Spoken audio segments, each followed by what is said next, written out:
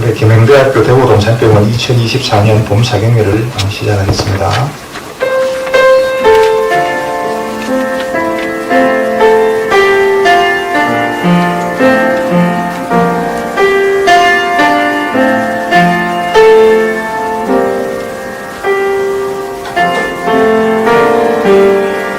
여호와는 내게 복을 주시고 너를 지키시기를 원하며 여호와는 그 얼굴로 내게 비추사 은혜 베푸시기를 원하며 여호와는 그 얼굴을 내게로 향하여 드사 평강 주시기를 원하노라.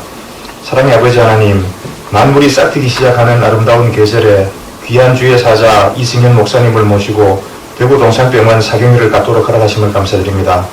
이 시간이 넘치는 은혜의 시간이 될 수 있도록 인도하여 주시옵소서. 예수님의 이름으로 기도드립니다. 아멘. 찬송가 64장 올려드리겠습니다.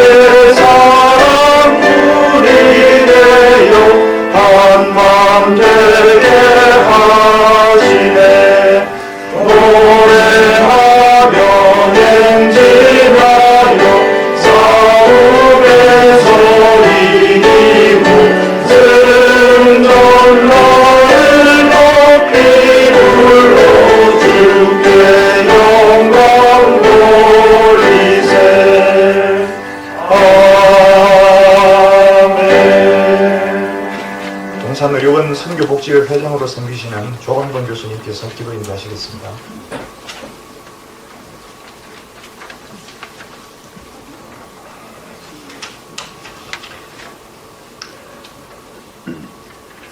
창조자 하나님께 영광과 찬송을 드립니다. 허물과 죄로 인하여 죽을 수밖에 없었던 우리들이지만 예수 그리스도의 십자가의 보혈로 우리 죄를 사하시고 누구든지 예수 그리스도를 믿기만 하면 하나님의 자녀가 된다는 은혜의 약속 주시고 감사드립니다. 가정과 일터에서 호련히 다가오는 감당하기 어려운 난관 가운데서도 사람이 감당할 만한 시험만 허락하시는 하나님의 은혜를 기억하고 이를 통하여 섭리하시는 하나님의 은혜를 깨닫게 하심을 감사합니다. 현재 사회, 경제, 정치적으로 어렵고 어지러운 이때에 만물이 소생하고 움트는 세월을 맞아 오늘 이렇게 대구 동산병원 사경회를 통해 하나님의 약속을 듣게 하신 것도 감사드립니다. 이 시간 우리 자신을 바라보며 회개합니다. 하나님께서 우리들에게 허락하신 은혜를 당연하게 여기며 교만하였고 감사하지 못하였으며 하나님을 사랑하고 내 이웃을 내 몸과 같이 사랑하라는 하나님의 말씀을 들었지만 입으로만 사랑을 외쳤고 자신의 이익을 더 추구하였으며 무정하였습니다. 쉽게 분노하였고 남 탓을 하였고 속이고 마음속으로는 살인도 하였습니다. 경건한 채 외식하였으며 음란하였고 강팍하였습니다. 하나님이 기뻐하시는 일을 한다고 하면서도 실제로는 하나님과 관련 없는 나의 이름을 높이는 행동을 하였습니다. 이러한 추악한 우리의 모습이지만 예수 그리스도의 보혈을 입어 나옵니다. 우리를 불쌍히 여겨 주옵소서. 그럼에도 불구하고 우리를 사랑하시는 하나님, 우리에게 자비와 긍휼을 베풀어 주옵소서. 답답하고 꽉 막힌 듯한 사회 환경 가운데서도 특히 이번 선거를 거치면서 상처받고 메말라가는 우리들의 심령들이 이번 사경을 통하여 하나님의 말씀이 살아있는 것과 같이 우리들의 심령을 쪼갤 수 있도록 우리 자신들을 돌아볼 수 있게 하시고 각자의 죄악을 깨닫게 하시며 통회하는 심령을 허락하여 주옵소서. 우리들의 죄악으로 인하여 가려진 하나님의 은혜의 통로가 회개로 인하여 회복되는 역사가 일어나게 하옵소서. 그리하여 상처받은 영혼이 위로받고 치유되며 지치고 병든 자에게 평안함과 치유의 은혜를 내려 주옵소서. 그리스도의 사랑을 힘입어 서로 용서하며 격려하게 하시고 기쁨을 나누고 슬픔을 서로 위로받게 하옵소서. 지구촌 곳곳에 전쟁과 개연으로 신음하고 있는 나라들에게도 하나님 함께 하셔서 위로하여 주시고 하루빨리 분쟁이 종식되어 평화를 이루게 하옵소서. 독재와 가난, 억압으로 고통받고 있는 북한 땅도 기억하시사 하루빨리 그 질고의 나날들이 끝나는 은혜를 허락하옵소서. 동산병원을 붙들어 주옵소서. 기관을 맡아 봉사하시는 병원장님이야 운영진과 교직원들에게 하나님을 신뢰하는 믿음 허락하시고 건강하게 붙들어 주옵소서. 관계에서는 마음의 고통과 아픔을 위로하옵시고 베풀 수 있는 사랑의 마음도 허락하옵소서. 어려운 일을 당할 때 기도하게 하시고 말씀이 생각나게 하시며 맡은 바 자리에서 책임을 다하여 이 기관이 하나님의 온전한 뜻을 이루는 기관이 되게 하옵소서. 이 기관을 찾는 환자들에게도 위로와 치유의 은혜 함께 허락하옵소서. 오늘 말씀 전하시는 목사님 붙들어 주셔서 항상 성령 충만함 허락하시고 은혜의 장중에 머물게 하옵소서. 그 말씀으로 인하여 우리가 죄인임을 깨닫게 하시고 통회하며 자복하게 하시고 복음의 은혜와 기쁨을 회복되는 사경회가 되게 하옵소서. 이 모든 말씀 그리스도신 예수님 이름으로 기도드립니다. 아멘.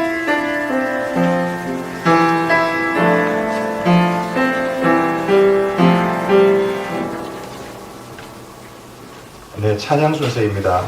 인공신장실에서 재직하시는 직원분들로 구성된 선한 사마리아인 중창단에서 나와서 주님께 영광스러운 찬송을 드리겠습니다.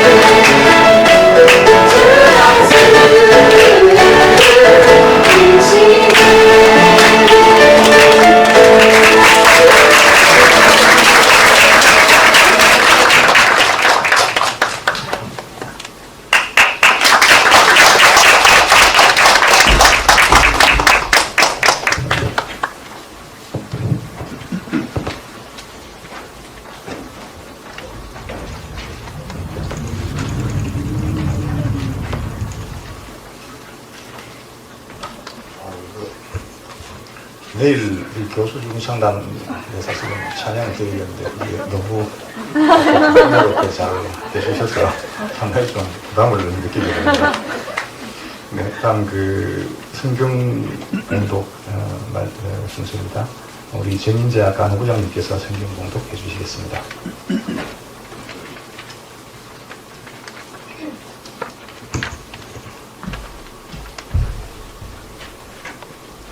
성경 봉독하겠습니다. 데살로니가 전서 5장 16절에서 18절입니다. 항상 기뻐하라. 쉬지 말고 기도하라.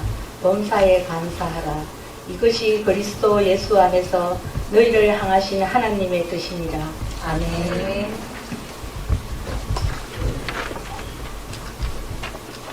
네, 오늘 이제 강사 목사님을 소개해 드리겠습니다. 강사 목사님은 이승현 목사님이시고 장로회 신학대학원 대학원을 졸업하시고 그리고 동문대학교에서 목회신학 박사학위를 취득하셨습니다. 그리고 대구 평강교회에서 담임 목사님으로 15년 섬기셨고 공군 군중 목사님으로서 7년을 섬기셨습니다. 현재는 서울 장석교회 담임 목사님으로 재직하고 계십니다. 나오실 때 많은 박수로 환영해 주시기 바랍니다.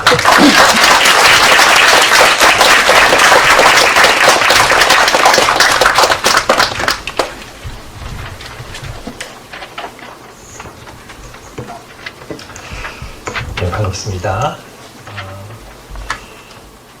저는 뭐 그렇게 유명한 목사는 아닌데요. 우리 오정현 목사님이 1년 전부터 내년도 이 사경대 때 강사로 오면 좋겠다고 말씀을 하셔서 1년 전이었기 때문에 별 생각 없이 그냥 뭐 알겠습니다. 그리고 이렇게 지나갔는데 1년이 금방 지나가지고 시간이 지나면서 점점 부담감을 느껴서 계속 기도했습니다. 가서 무슨 말씀을 전해야 될까요? 계속 기도하면서 말씀을 준비하게 됐는데 그리 큰 부담감은 없었습니다. 왜냐하면 이렇게 목회를 해오는 동안에 느낀 것이 있는데 설교를 준비하고 전하다 보면 누군가 들어야 되는 분이 있었다 하는 것을 많이 느낍니다. 그러니까 설교를 잘하든 잘못하든 죽을 쓰든 상관없고 말씀을 준비하고 전하다 보면 누군가 들어야 되는 분이 있었구나 하는 것을 많이 느껴왔기 때문에 오늘 이 자리에 계신 분들도 어떻게 오셨는지 제가 잘 모르겠습니다. 그런데 일단 대단한 분들이라 생각이 듭니다. 하루 종일 근무하시고 이렇게 또 모이시기가 쉽지가 않은데 또 찬양도 연습하시고 율동도 하시고 이루어지기 쉽지 않은데 잘 오셨고 내일 교수 간호사 샬롬 중창단인가요? 기대됩니다. 하나님께서 또 오늘 또 내일 아침에 또 저녁에 누군가 말씀을 들을 분이 있어서 말씀을 준비하게 하셨다 이런 생각이 듭니다. 또 이왕 오셨으니까 하나님 말씀을 또 마음을 열고 잘 들으셔서 또 말씀을 듣고 힘을 얻는 그런 시간이 되실 수 있기를 바랍니다. 예수님께서 제자들에게 너희는 이렇게 기도하라 기도를 가르쳐 주실 때에 아버지의 뜻이 하늘에서 이루어진 것처럼 땅에서도 이루어지기를 기도하라 그렇게 가르쳐 주셨습니다. 하나님의 뜻이 하늘에서 이루어진 것처럼 땅에서 이루어지기를 기도하라고 하셨습니다. 그리고 예수님이 직접 기도하실 때에도 내 뜻대로 하지 마시고 아버지의 뜻대로 되기를 원합니다. 겟세마네 동산에서 그렇게 기도하셨습니다.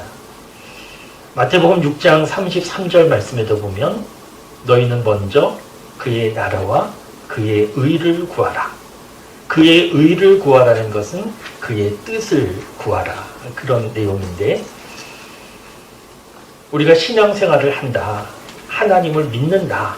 라고 하는 것은 무엇을 의미하는가 하면 믿음의 대상이신 하나님의 뜻에 대한 관심을 가지고 그 뜻을 이루어 드리는 삶을 살아가는 것이 믿음 안에 살아가는 삶입니다. 그런데 좀 쉽지 않습니다. 왜냐하면 하나님의 뜻을 아는 것이 그리 쉽지 않습니다. 하나님 눈에 보이시지도 않고 우리 사람과 차원이 다른 높고 높으신 하나님의 뜻을 우리 사람이 안다.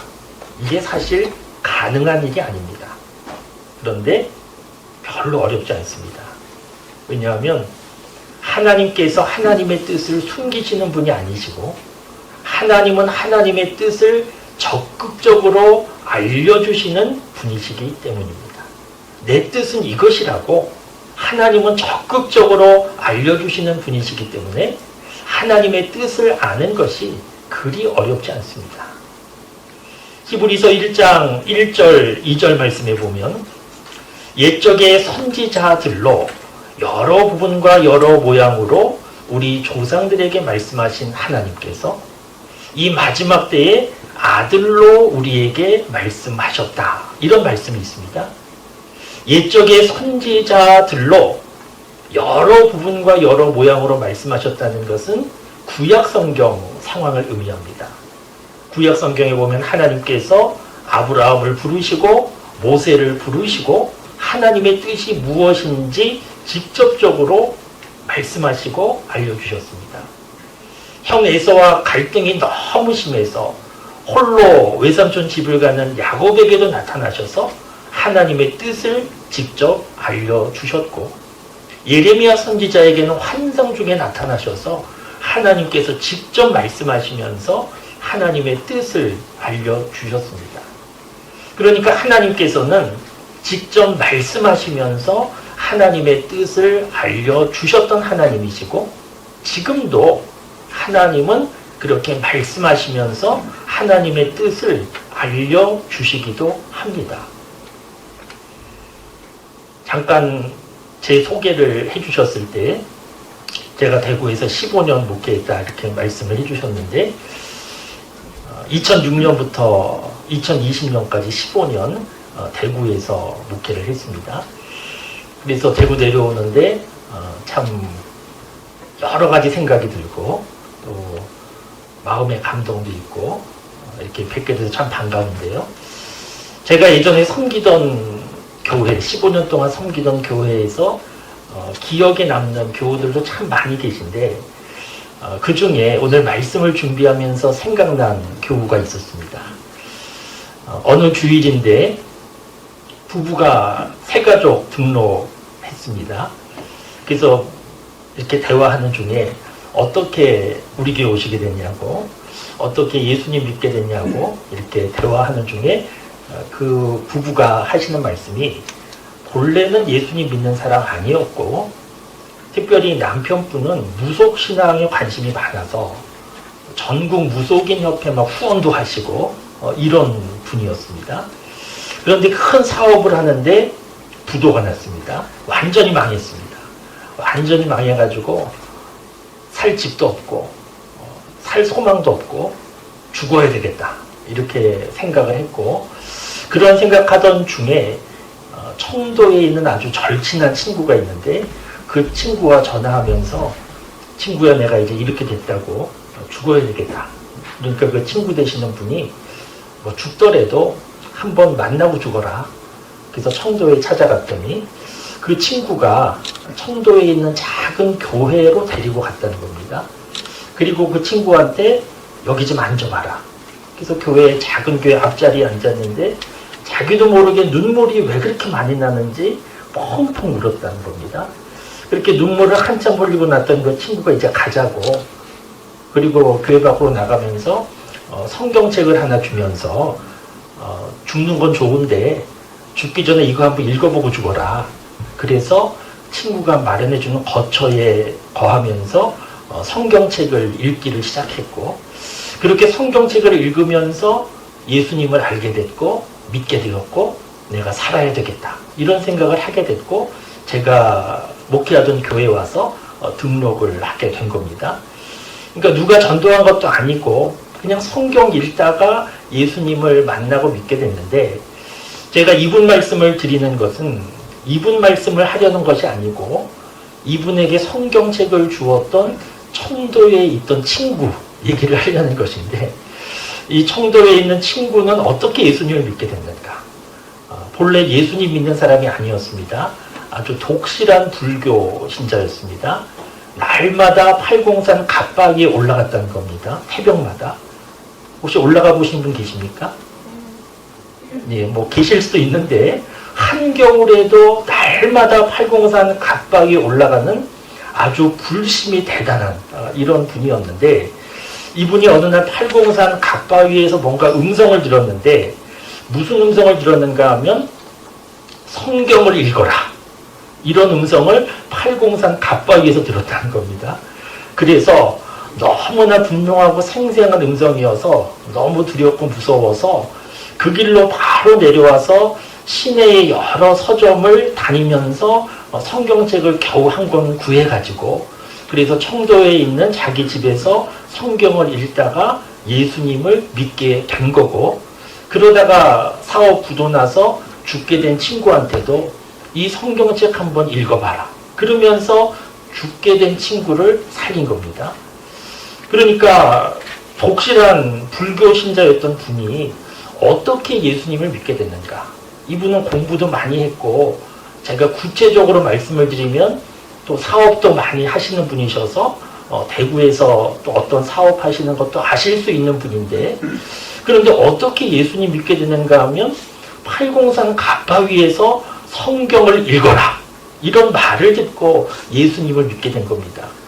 그러니까 확실히 갓바위가 좀 영험이 있기는 있는 것 같습니다. 그래서 거기서 성경을 읽어라 듣고 내려와서 예수님을 믿게 됐는데, 나중에 그 청도에 살던 친구분도 좀 가정에 여러 가지 일이 있어가지고 교회를 옮기게 될 때 제가 섬기던 교회에 출석하게 돼서 제가 직접 물어봤습니다. 이런 얘기를 들었는데 정말이시냐고, 팔공산 갓바위에 그런 음성 들으셨냐고. 그랬더니 정말 들었다고 제가 확인도 했는데, 그러니까 본인이 들으려고 해서 들은 게 아니고 분명히 하나님께서 말씀하셨구나 하는 것을 알 수 있습니다. 그러니까 우리가 믿는 하나님은 지금도 살아계시는 하나님이시고 지금도 말씀하시는 하나님이 분명합니다. 그런데 일반적이지 않습니다. 하나님께서는 원하시면 누구에게든지 말씀하실 수 있지만, 우리 사람의 입장에서는 내가 원한다고 하나님의 음성을 들을 수 있는 게 아닙니다. 그리고 누군가 하나님의 음성을 들었다고 해도 그것이 정말 하나님의 음성인지 아닌지 확인하기가 참 어렵습니다. 그러니까 하나님께서 지금도 구약시대처럼 말씀하실 수 있는 가능성은 있지만 그것은 일반적인 것 아니고, 그러면 지금 하나님 말씀은 어떻게 들을 수 있는가? 하나님의 뜻은 어떻게 알 수 있는가? 말씀드린 히브리서 1장 1절과 2절 말씀이 참 중요한데, 옛적의 선지자들로 여러 부분과 여러 모양으로 우리 조상들에게 말씀하신 하나님께서 이 마지막 때에 아들로 우리에게 말씀하셨다는 겁니다. 아들로 말씀하셨다. 아들은 예수님입니다. 요한복음 1장 1절 말씀에 보면 태초에 말씀이 계셨다.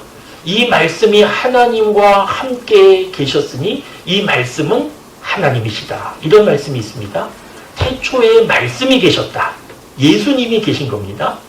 그런데 요한복음 1장 14절 말씀에 보면 말씀이 육신이 되어 우리 가운데 거하심에 우리가 그의 영광을 보니 아버지의 독생자의 영광이요 은혜와 진리가 충만하더라. 이런 말씀이 있습니다. 태초에 말씀이 있었는데 이 말씀은 예수님이신데, 이 말씀이 육신이 되어 우리 가운데 거하셨다. 세상에 오신 예수님 우리가 눈으로 보았습니다. 그런데 세상에 오신 예수님에 관한 기록들이 지금 우리가 가지고 있는 성경 말씀입니다.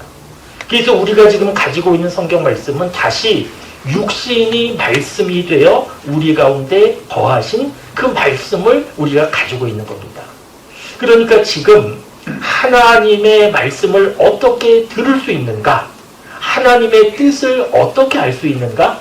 기록된 하나님의 말씀을 통하여서 알 수 있다는 겁니다. 그래서 성경 말씀에 보면 하나님께서 구체적으로 이것이 너희를 향한 내 뜻이다 말씀해 주시는 내용이 무척이나 많이 있는데, 오늘 함께 보신 데살로니가전서 5장 16절부터 18절까지의 말씀도 하나님께서 이것이 너희를 향한 내 뜻이다 너무나 분명하게 강력하게 말씀해 주시는 내용입니다. 어떤 내용입니까? 항상 기뻐하라, 쉬지 말고 기도하라, 범사에 감사하라, 이는 그리스도 예수 안에서 너희를 향한 하나님의 뜻입니다. 이 말씀은 너무 감사한데, 너무 좋은데, 그런데 너무 어려운 말씀입니다. 항상 기뻐해라. 기뻐하는 거 좋습니다. 감사해라. 얼마나 좋습니까? 기도해라. 이 말씀도 좋습니다. 그런데 참 어려운 것은 그 앞에 전제 조건이 있는데, 항상 범사에 쉬지 말고, 너무 어렵습니다. 우리가 살고 있는 세상 아무 일도 없는 것이 아니고, 코로나19와 같은 일도 터지고, 지진도 나고, 전쟁도 나고, 그래서 사랑하는 사람이 죽고 잃어버리는 일도 많은데 어떻게 범사에 감사하고 항상 기뻐할 수 있을까? 우리의 일상생활이 얼마나 분주한데 쉬지 않고 기도할 수 있을까? 그래서 우리에게 너무너무 어려운 말씀이 오늘 본문 말씀입니다. 그래서 이 말씀을 좋은 말씀, 은혜의 말씀으로 액자에 기록해서 담아두고는 있지만, 이 말씀이 하나님의 뜻이다 하는 것을 우리가 깊이 새기지 못하고 그냥 좋은 말씀, 은혜의 말씀으로 지내게 되는 일들이 너무너무 많이 있습니다. 여러분, 하나님께서 이 말씀을 하시는 의도는 무엇이겠습니까? 항상 기뻐하라, 쉬지 말고 기도하라, 범사에 감사하라, 이 말씀을 하시는 의도는 무엇이겠습니까? 하나님은 사랑의 하나님이시고 부모가 자녀를 사랑하는 것처럼 우리를 사랑하시는 하나님이시기 때문에 하나님께서 이 말씀을 하시는 뜻은 우리를 사랑하시기 때문에, 우리가 행복한 삶을 살기를 바라시기 때문에, 이 하나님의 뜻대로 살면 정말 행복한 삶을 살 수 있다는 것을 하나님은 아시기 때문에 우리에게 말씀을 하시는 겁니다. 그런데 우리에게는 너무 어려운 말씀입니다. 이 부분에서 우리가 지금 놓치고 있는 것이 있는데, 하나님은 우리를 사랑하셔서 주시는 말씀인데 우리에게는 이거 가능하지 않아, 너무 어려워, 불가능해, 이렇게 느껴지는 말씀입니다. 이 부분에서 우리가 놓치고 있는 것이 있는데, 오늘 말씀은 누구에게 주신 말씀인가 하면 어디 교양 강좌에 모인 사람에게 주신 말씀이 아닙니다. 오늘 말씀은 누구에게 주신 말씀인가 하면 믿음의 사람, 그리스도 예수 안에 있는 사람들에게, 이것이 그리스도 예수 안에서 하나님의 뜻이라고 믿음의 사람들에게 주시는 말씀입니다. 그런데 우리는 이 부분을 지금 놓치고 있습니다. 이 부분을 놓치고 상황으로 생각합니다. 감사할 상황이어야 범사에 감사하지, 기뻐할 일이 있어야 항상 기뻐하지, 기도할 만한 상황이 되어야 쉬지 않고 기도하지, 지금 내 상황이 그렇지 않은데 이게 어떻게 가능한가 이러면서 상황으로 해석을 하는데, 오늘 말씀은 상황으로 해석할 내용이 아니고 믿음의 사람에게 주신 말씀이다. 그리스도 예수 안에 있는 사람에게 주시는 말씀이다. 이 부분을 놓치지 말아야 됩니다. 그러니까 하나님께서 보실 때 믿음의 사람, 그리스도 예수 안에 있는 사람에게는 가능한 말씀으로 보셨다는 겁니다. 그리고 사도 바울이 스스로 경험한 겁니다. 가능하구나. 고린도후서 11장 말씀에 보면 사도 바울이 자신이 복음을 전하면서 얼마나 고생을 했는지 그런 내용을 쭉 기록하고 있습니다. 매도 맞고 감옥에도 갇히고 추위와 더위 가운데 고생한 그런 내용을 쭉 기록했고, 우리가 아는 대로 결혼하지도 않고 외로운 그런 삶을 살았는데, 그런데 참 놀라운 것은 우리가 아는 대로 빌립보서의 말씀 가운데 감옥에 갇혀 있는데 내가 기쁘다고, 내가 기쁘니까 감옥 밖에 있는 너희도 기뻐하라고 그렇게 편지를 쓰지 않습니까? 그러니까 기뻐할 수 있는 상황이 되어서 기뻐한 것이 아니고 기뻐할 수 없는 상황인데 기쁨을 누린 겁니다. 어떻게 누린 겁니까? 믿음 안에서, 그리스도 예수 안에서. 그리고 오늘 본문 말씀에 기록된 데살로니가 전서의 상황도 보시면 데살로니가 전서 3장 4절 말씀에 보면 이런 말씀이 있습니다. 우리가 너희 가운데 거할 때에 앞으로 환난을 당하게 되는 것에 대하여 얘기를 했는데 지금 너희가 보는 바로다. 이렇게 되어 있습니다. 그러니까 데살로니가 교인들에게 앞으로 예수님을 믿는 믿음으로 살아갈 때 모든 일이 잘 되는 것이 아니고 환난을 당할 수 있다라고 하는 것을 말해 주었는데 지금 그 말대로 환난을 당하고 있다는 겁니다. 그런 사람들에게 보내진 편지 내용이 항상 기뻐하라, 쉬지 말고 기도하라, 범사에 감사하라, 이 내용이더라는 겁니다. 그러니까 아무 문제가 없고 무풍지대와 같고 모든 상황이 형통한 사람들에게 주어진 말씀이 아니고 너무너무 어렵고 힘들고 고난 가운데 있는 사람들에게 항상 기뻐하라, 쉬지 말고 기도하라, 범사에 감사하라, 이는 그리스도 예수 안에서 너희를 향한 하나님의 뜻이라, 이 말씀이 주어졌다는 겁니다. 그렇다고 하면 여러분, 우리도 생각해 봐야 됩니다. 이 말씀 너무 어려워, 불가능해, 이렇게 생각할 것이 아니고 이것이 하나님의 뜻이라고 하면, 하나님께서 가능하다고 보셨다고 하면 어떻게 하면 이 하나님의 뜻을 이루는 삶을 살 수 있을까 하는 것을 우리가 좀 생각해 봐야 되는데, 오늘 말씀 속에 중요한 비밀이 담겨 있습니다. 어떻게 하면 항상 기뻐하고 어떻게 하면 범사에 감사할 수 있을까? 중간에 있는 내용이 참 중요한데, 항상 기뻐하라, 범사에 감사하라, 중간에 있는 내용이 무엇입니까? 쉬지 말고 기도하라.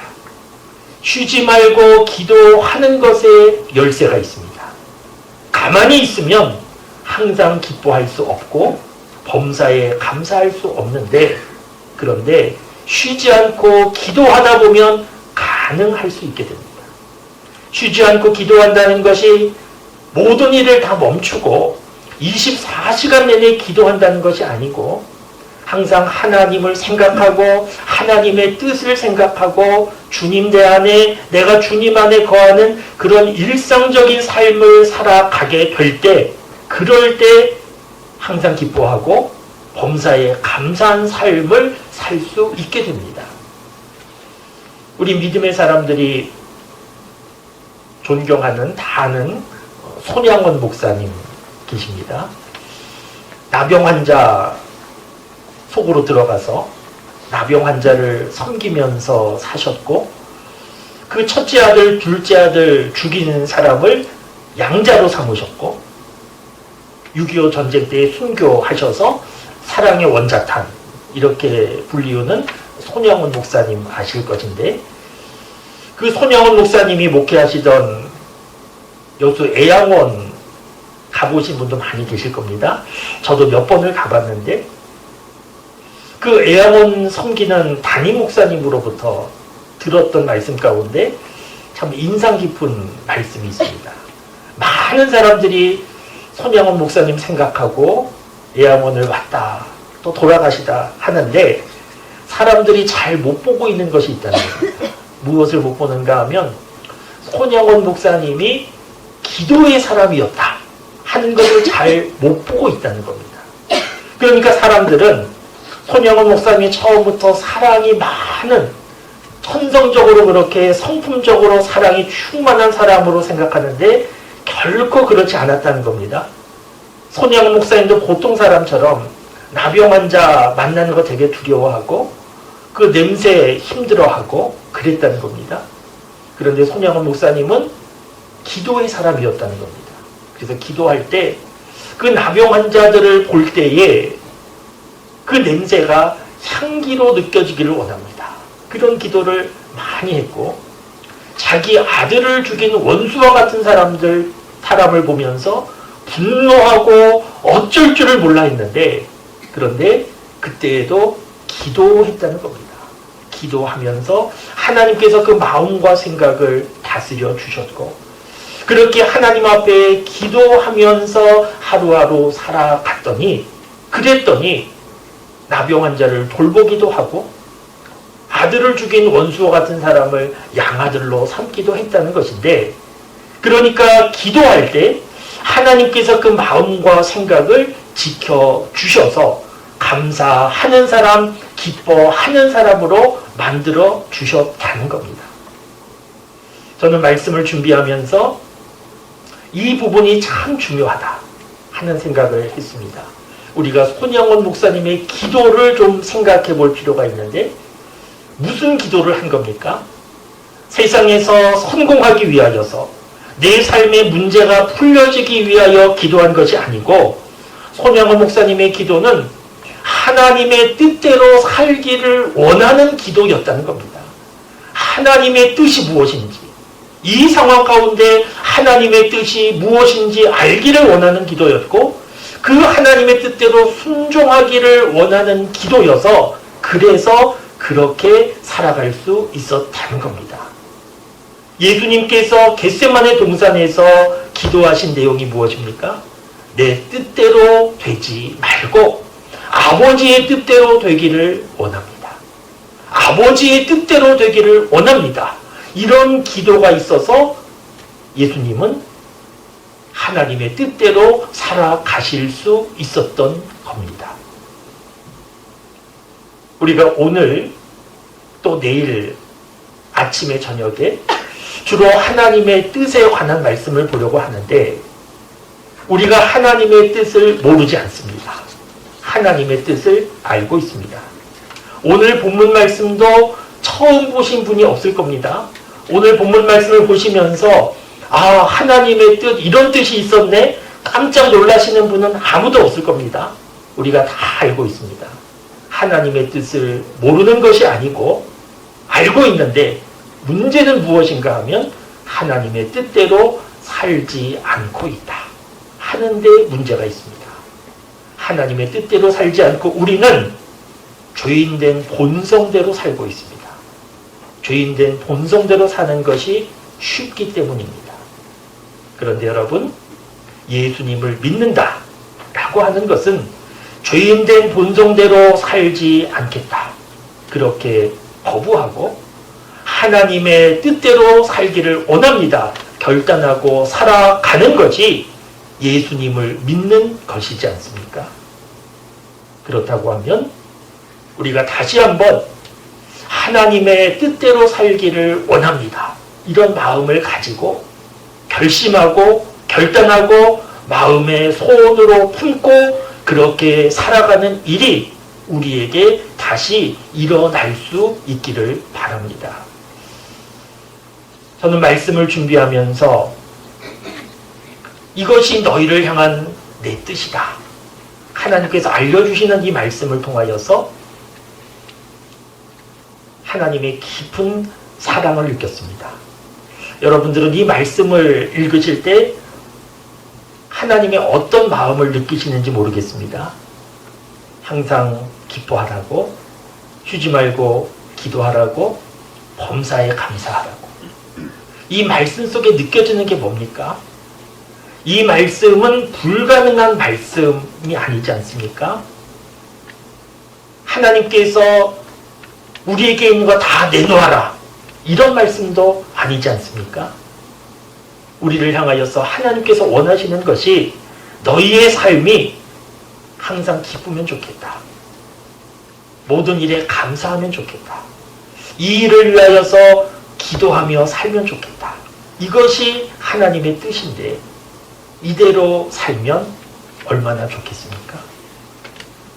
그런데 우리의 삶은 어떻습니까? 하나님의 뜻은 이것인데 우리에게는 지금 기쁨이 있습니까? 감사가 있습니까? 기쁨이나 감사가 없다고 하면 이유가 무엇입니까?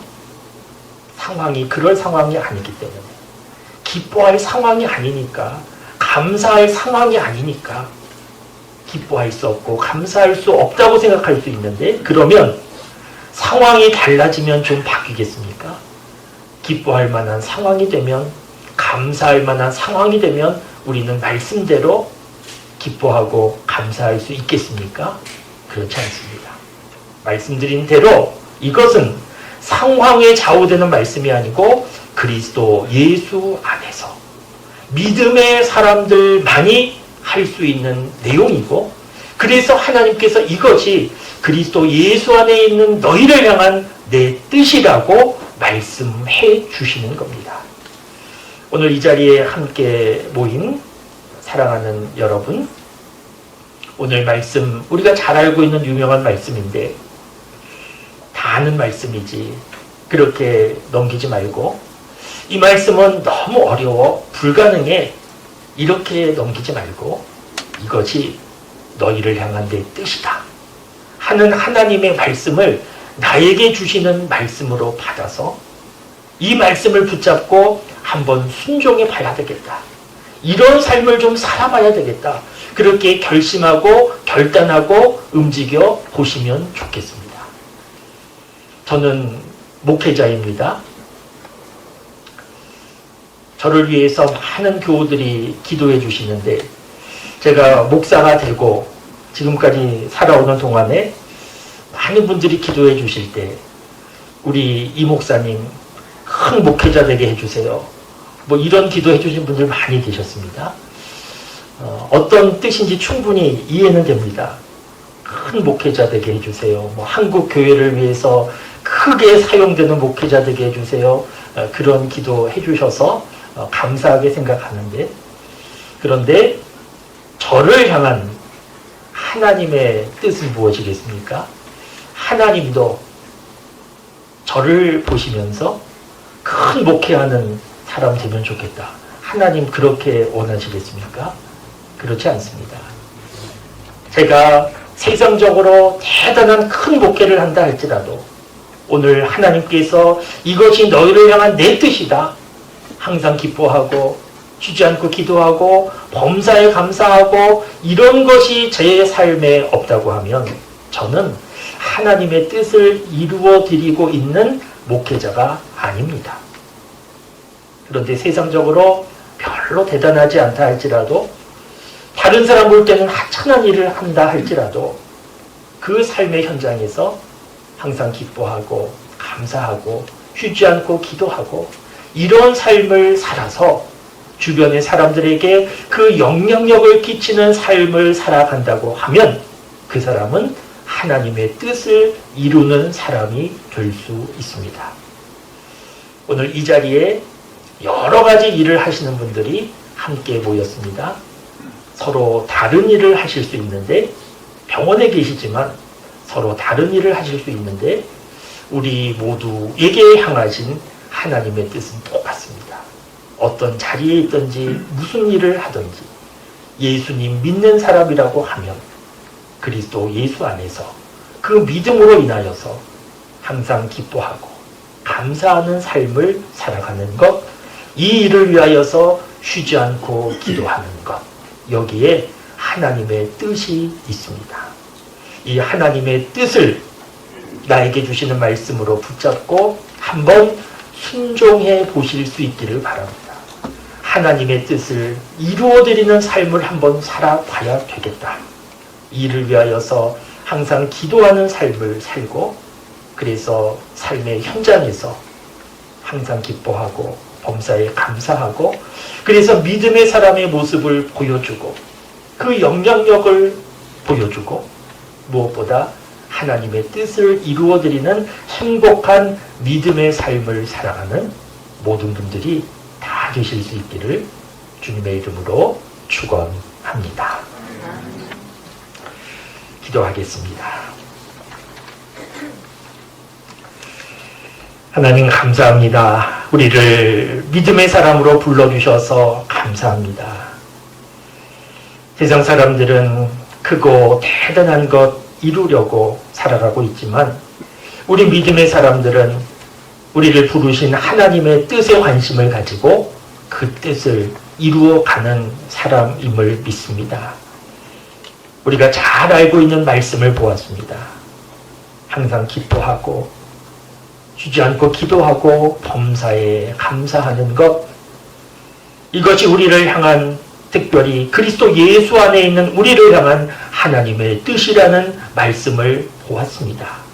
이 하나님의 뜻을 이루어 드리는 일에 관심을 가지고 순종하며 하나님의 뜻을 이루어 드리는 우리 모두의 삶이 되게 하여 주시옵소서. 감사드리며 예수 그리스도 이름으로 기도드립니다.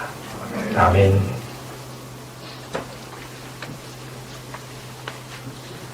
은혜로운 말씀 감사드립니다. 항상 기뻐하고 쉬지 말고 기도하고 범사에 감사하는 삶으로서 하나님이 기대하시는 삶을 살아가는 제가 되겠다고 다짐해봅니다. 찬송가 425장 함께 하시겠습니다.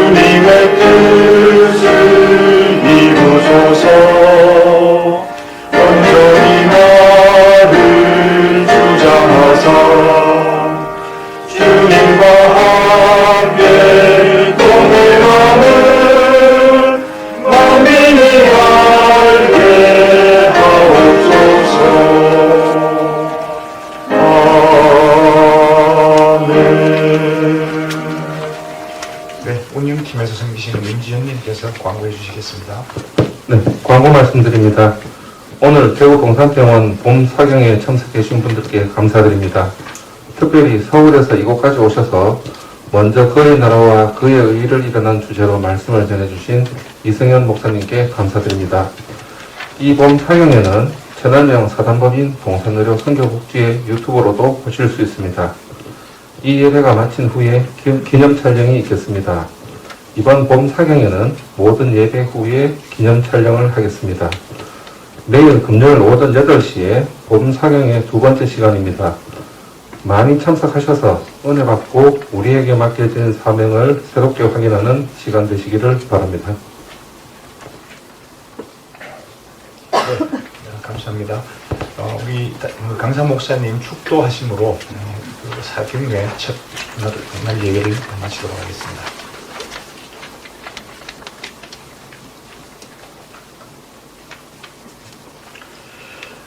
우리 주 예수 그리스도의 은혜와 하나님 아버지의 한결같으시고 변함없으신 사랑하심과 성령의 교통하심이 그리스도 예수 안에 있는 우리에게 원하시는 하나님의 뜻을 다시 한번 생각하고 그 뜻을 이루어드리는 일에 관심을 가지고 순종하며 살기를 소원하고 다짐하는 오늘 이 자리에 함께한 모든 분들, 대구 동산의료원 또 동산병원 섬기는 모든 분들, 환우들, 우리나라와 민족 위에 지금부터 영원토록 함께 하시기를 축원하옵나이다. 아멘.